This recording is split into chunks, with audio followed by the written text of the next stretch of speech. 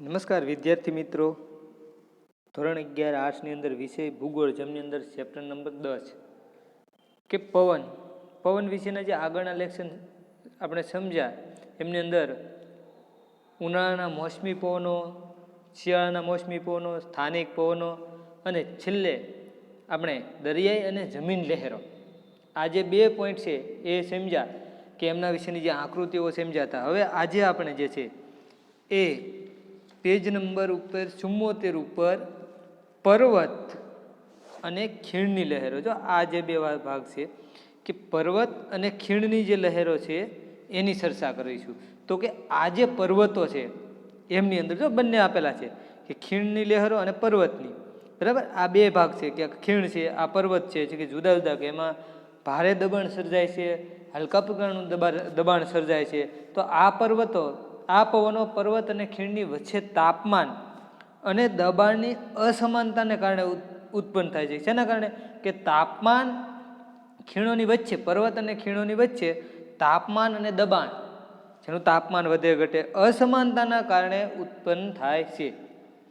દિવસે ખીણના વિસ્તારો કરતાં પર્વતના ઢોળાવો ઝડપથી ગરમ થાય છે. જો તમને ખ્યાલ છે કે ખીણનો જે અંદરનો ભાગ છે તો દિવસે ત્યાં સુધી સૂર્યપ્રકાશ પહોંચી શકશે નહીં, તો ઝડપથી શું થશે કે એ જે છે એ ગરમ થશે. આથી જે વિસ્તાર છે કે આથી ઢોળાવ પરની ગરમ હવા જે છે એ હલકી બને છે. કે ઢોળાવ ઉપરની જે હવા છે, જો આ જે ભાગ છે કે આ હવાઓ છે એ એકદમ હલકી બને. જો અહીંયા આપેલું રહ્યું કે ઢોળાવ પરની હવા છે હલકી બને છે, અને હવા હલકી બની ઊંચે ચડે છે. અને શું થાય છે કે હવા હલકી બની અને જે ઉપર ચડે છે એની ખાલી જગ્યા લેવા ખીણની હવા પર્વતના ઢોળાવો તરફ ધસી આવે છે. કે એની જે ખાલી જગ્યા જે લેવી છે એમના માટે આમ ખીણમાંથી પર્વતના ઢોળાવો તરફ હવાના પ્રવાહો દિવસ દરમિયાન વાતા હોય છે, જેને ખીણની લહેરો કહે છે. કે જેને આપણે ક્યારે લહેર તરીકે ઓળખીએ છીએ? કે ખીણની લહેર તરીકે ઓળખીએ. હવે આ જે લહેર કે ખીણની લહેરો કહે છે, આનાથી વિરુદ્ધ રાત્રે, જો આનાથી વિરુદ્ધ દિશામાં, એટલે કે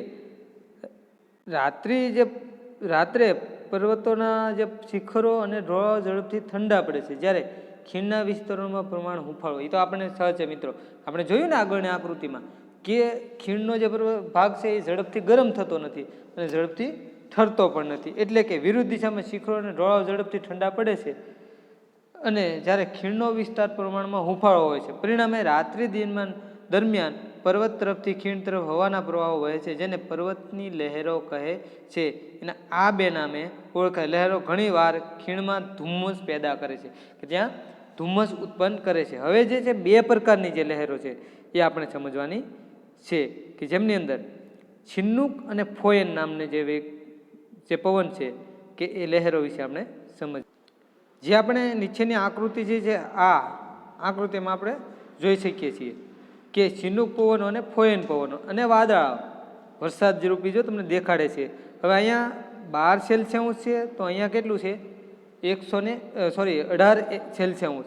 હવે આ જે છે કે ઉત્તર અમેરિકામાં પેસિફિક મહાસાગર પરથી, જે ઉત્તર અમેરિકાનો જે ભાગ છે એની પેસિફિક મહાસાગર પરથી આવતા ગરમ અને સૂકા પવનો ઠંડી ઋતુમાં રોકીઝ પર્વત, કે જે રોકીઝ પર્વતના પૂર્વના ઢોળાવ પરથી નીચે ઉતરે છે, અને પ્રેરીના મેદાનોમાંનું તાપમાન 2 કલાકમાં, કે પ્રેરીનું જે મેદાન છે ને એની અંદર 2 કલાકની અંદર 15 થી 20 સેલ્સિયસ સુધી વધારી દે છે, કે તાપમાનમાં એ છે એ વધારો કરે છે. આ ગરમ પવનથી પ્રેરીના મેદાનોમાં રહેલો બરફ પીગળે છે. આ જે છે ગરમ પવનો જે છે, આ ગરમ પવનોથી પ્રેરીના જે મેદાનોમાં રહેલો બરફ છે ને એ પીગળે છે, કે ઓગળે છે. એટલે કે એ ઓગળે એટલે તો એમાં પાણી છે એ પ્રવાહી સ્વરૂપ થશે. આથી રોકીઝ પર્વતની પૂર્વમાં રહેતા ખેડૂતો અને પશુપાલકોને ખેતી માટેની જમીન અને પશુઓ માટે ઘાસ પ્રાપ્ત થાય છે. કે એને પશુઓને જે છે એ ખેડૂતો અને પશુપાલકોને ખેતી માટે જમીન અને પશુઓ માટે ઘાસ પ્રાપ્ત થાય છે. અહીંના જે લોકો છે કે અહીંના લોકો ઠંડીમાંથી રાહત અનુભવે છે, અને લોકો શું કરે છે કે બરફ પીગળી જવાથી કે ઠંડીમાં રાહત અનુભવે છે. આવી વિશેષતાને કારણે રેડ ઇન્ડિયન્સ કે આવી જુદી જુદી વિશિષ્ટતાઓ કે કારણે રેડ ઇન્ડિયન્સ આ પવનને ચિનુક પવન કહે છે. તમને કોઈ કહેશે કે ચિનુક પવન એટલે શું? એક વાક્યમાં પૂછાય, જેનો અર્થ થાય છે બરફભક્ષી પવન. કે ચિનુક પવનનો બીજો અર્થ શું થાય છે? તો તમે સરળતાથી મિત્રો કહી શકો કે જેનો અર્થ થાય છે બરફભક્ષી પવનો. કયા પવનોને બરફભક્ષી પવનો તરીકે ઓળખવામાં આવે છે એવું તમે સરળતાથી કહી શકો. હવે ફોયન ચિનુક પવનોની જેમ સૂકા, ગરમ અને તોફાની પવનો છે. જો ખાસ ધ્યાન રાખજો, ફોયન ચિનુક પવનો જે સૂકા અને ગરમ તોફાની પવનો છે, જે દક્ષિણ દિશાથી આલ્પ્સ પર્વતને ઓળંગીને યુરોપ, સ્વિટ્ઝરલેન્ડના મેદાની પ્રદેશો તરફ વહે છે, ત્યાં તે ફોયન તરીકે ઓળખાય છે. ત્યાં એ વિસ્તારમાં કયા નામે ઓળખાય છે? કે ફોયન તરીકે જે ઓળખાય છે, કે એ ભાગમાં જે છે એ ફોયન તરીકે ઓળખવામાં આવે છે. પર્વતના ઢાળ પરથી ઉતરતી વખતે આ પવનો ઘર્ષણને કારણે વધુ ગરમ બને છે. તો એ ઉતરતી વખતે એમાં ઘર્ષણ થાય છે અને પોતાની ગરમીથી બરફને પીગાળે છે અને ગરમ થાય એટલે તમને ખબર છે ઠંડુ જે બરફનો ટુકડો પડ્યો હોય અને એને આજુબાજુમાં પવન વાય એટલે ગરમી હોય, બરાબર, તો બરફ છે એ પીગળવા લાગે છે. આથી અહીં પશુપાલન પ્રવૃત્તિ કરી શકાય છે અને એ પાણીના કારણે અને બરફ પીગળવાના કારણે અહીંયા પશુપાલન પ્રવૃત્તિ કરી શકાય. આ ગરમ પવનોની અસરને લીધે દ્રાક્ષ, મોસંબી જેવા ખાટા રસવાળા ફળોની ખેતીને લાભ થાય છે. ક્યાં ક્યાં પાકોને લાભ થાય છે? તો તમે એક વાક્યમાં આ સરળતાથી લખી શકો છો, બરાબર. તો મિત્રો આ પછીનો જે પોઈન્ટ છે કે લૂ અને નોર્વેસ્ટર તમારી ટેક્સ્ટ બુકમાં ત્યાં તમે ચોકડી મારી દેજો. એ પરીક્ષામાં પૂછાવા લાયક નહીં. વાયુ સમુચ્ય લક્ષણો છે, વાયુ સમુચ્ય આનો કોઈ ઉલ્લેખ છે નહીં. અને વાતાગ્રહ એ પણ આપણા અભ્યાસક્રમમાં 30% અભ્યાસક્રમની બાદ છે. તો મિત્રો આના પછી જે આવે છે અનિયમિત પવનો, જે આપણે અભ્યાસક્રમની અંદર સામેલ છે, એમને આપણે ચર્ચા કરીશું. કે અનિયમિત પવનો જે છે એ વાતાવરણમાં ઉદ્ભવતા વિક્ષોભોમાં ચક્રાવત અને પ્રતિચક્રાવત મુખ્ય બે છે. ક્યાં છે?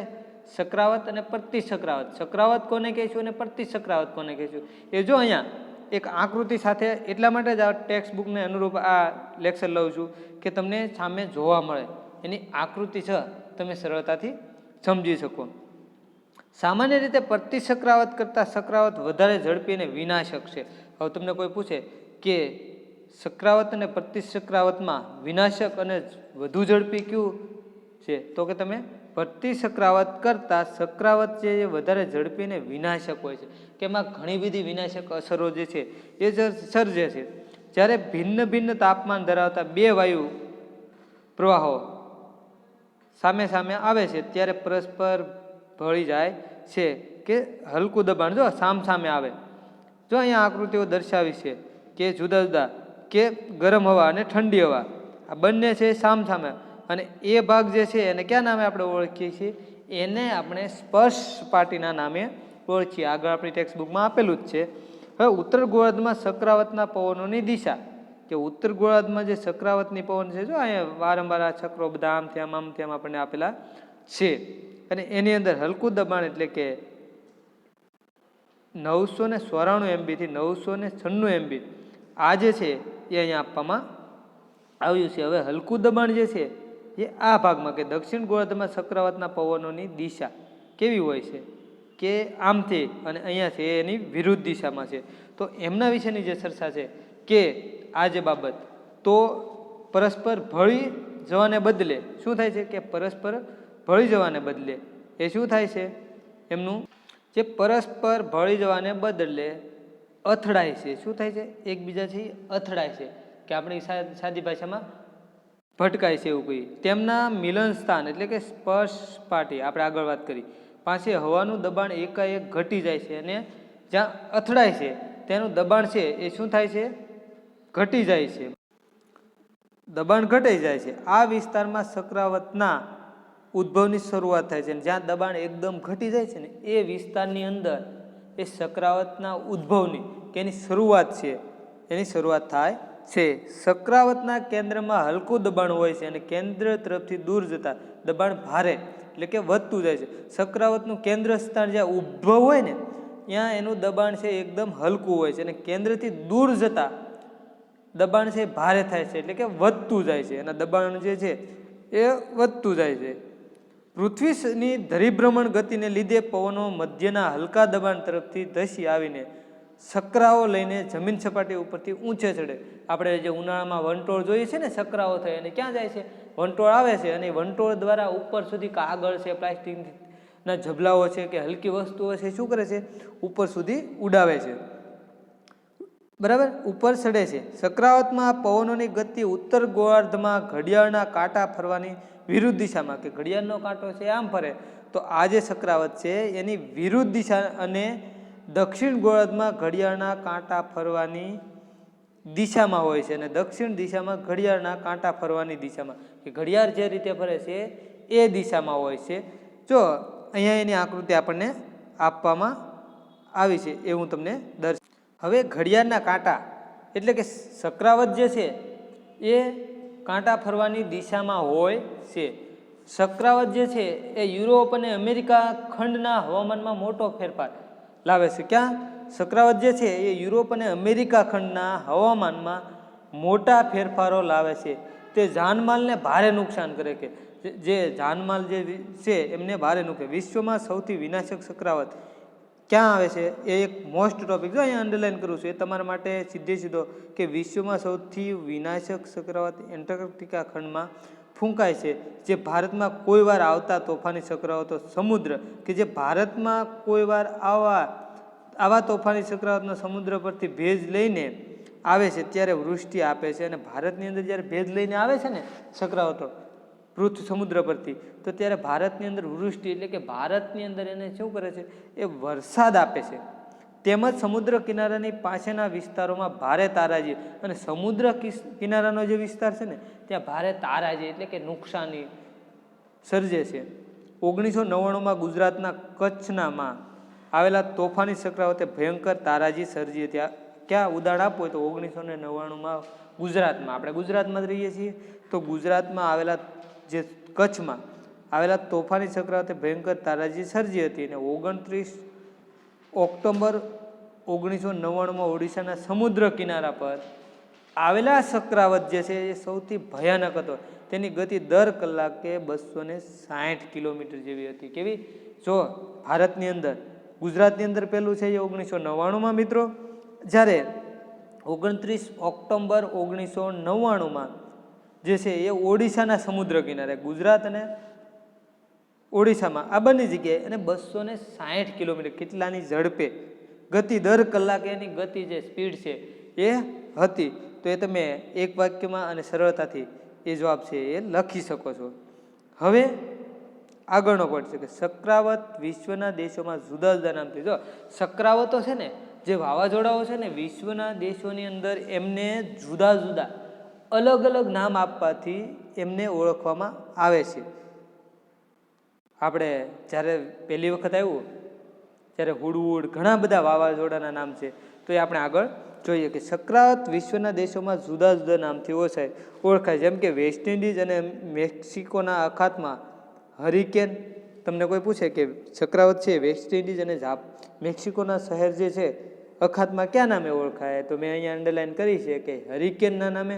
જ્યારે જાપાન અને ફિલિપાઇન્સમાં ટાઇફૂન, આપણે સમજ્યા હતા ને, અને યુએસએમાં ટોર્નેડો, અને ઓસ્ટ્રેલિયામાં વિલીઝ તરીકે ઓળખાય છે. ક્યાં નામે ઓળખાય છે? વિલીઝ તરીકે ઓસ્ટ્રેલિયાની અંદર ઓળખાય છે. હવે પ્રતિસકરાવત એટલે કે પ્રતિસકરાવત, હવે જે આપણે સકરાવત સમજ્યા, હવે એના વિરુદ્ધ પ્રતિસકરાવત. સકરાવત છે ખૂબ કે નાશવંત છે, બરાબર, અને વિનાશક સર્જે છે આ જે સકરાવત. હવે પ્રતિસકરાવત એનો જે વિરુદ્ધનો જે ભાગ છે એમની આપણે ચર્ચા કરીએ. હવે જે છે પ્રતિસકરાવત, આ પોઈન્ટ સાથે આપણે ચર્ચા કરીએ કે પ્રતિસકરાવતમાં મધ્યમાં ભારે દબાણ અને તેની આસપાસ વિસ્તારમાં હલકું દબાણ. એના મધ્યમાં કેવું દબાણ હોય છે? ભારે દબાણ હોય છે. અને એની આસપાસના જે વિસ્તારો છે, અલગ અલગ વિસ્તારો છે થોડા થોડા દૂર આસપાસના, ત્યાં એ જે છે એ હલકું દબાણ, કે એ દબાણ છે એ હલકા પ્રકારનું દબાણ સર્જાય છે. પવનો મધ્યના ભારે દબાણમાંથી બહાર હલકા દબાણ તરફ આવતા ફેલાઈ જાય છે. પવનોની ગતિ ઘણી ઓછી હોય છે અને પવનોની ગતિ કેવી હોય છે? ઘણી ઓછી. તેથી પ્રતિચક્રાવત તોફાની હોતું નથી. અને પ્રતિચક્રાવત જે છે ને એ તોફાની નથી. જે ચક્રાવત છે એકદમ તોફાની અને વિનાશક હોય છે અને ઝડપી. આ જે છે એના કરતાં એકદમ ઓછું. જો અહીંયા જે આપેલી છે આકૃતિ કે ઉત્તર ગોળાર્ધમાં જે છે, આ જે દક્ષિણ ગોળાર્ધનો જે ભાગ છે એ જે પ્રતિચક્રાવતની ગતિઓ છે એ વિરુદ્ધ દિશામાં, કે ઉત્તર ગોળાર્ધમાં છે તો આ દિશા છે, જ્યારે દક્ષિણ ગોળાર્ધમાં છે તો એ નીચેથી, ઓલામાં ઉપરથી. અને ઘડિયાળના વિરુદ્ધ કાંટા આપણે કહીએ ને કે આ ઘડિયાળના કાંટાની જેમ ફરે છે, જ્યારે ઓલી છે એના વિરુદ્ધ દિશામાં છે.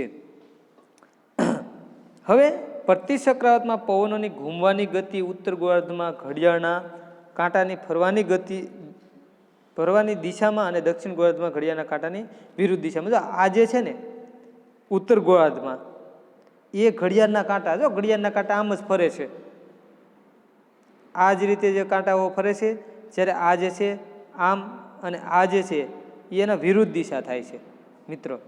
આ જે ભાગ છે તો એ કે કાંટાને ફરવાની દિશામાં અને દક્ષિણ ગોળાર્ધમાં ઘડિયાળના કાંટાની ફરવાની વિરુદ્ધ દિશામાં હોય છે.